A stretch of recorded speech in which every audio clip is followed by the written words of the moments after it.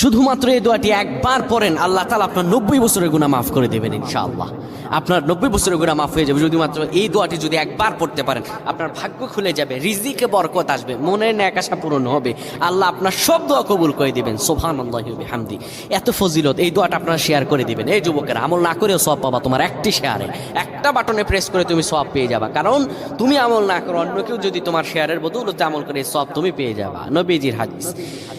আমার ভাইয়েরা, আল্লাহর কাছে দোয়া করা, আল্লাহর কাছে দোয়া চাওয়া, এটি হলো মুমিনদের কাজ। আমার আল্লাহ বান্দাকে বলেন, বান্দারে উদউনি আস্তাজিব লাকুম, আমার কাছে চাও, আমার কাছে চাইলে আমি আল্লাহ তোমাকে দিয়ে দিব।